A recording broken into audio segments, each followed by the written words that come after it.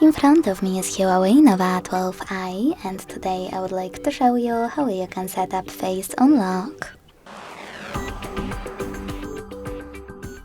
Begin by opening settings and clicking on biometrics and password after scrolling down.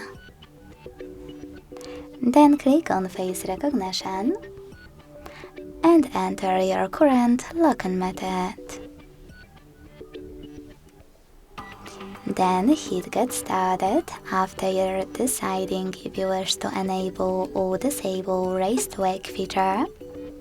Keep your face in frame and follow all of the instructions from your screen.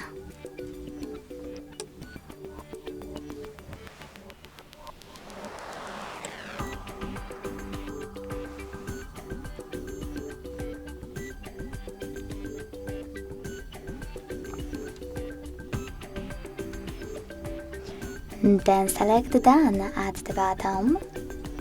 Manage all of those options however you want to, and when you're finished, go back.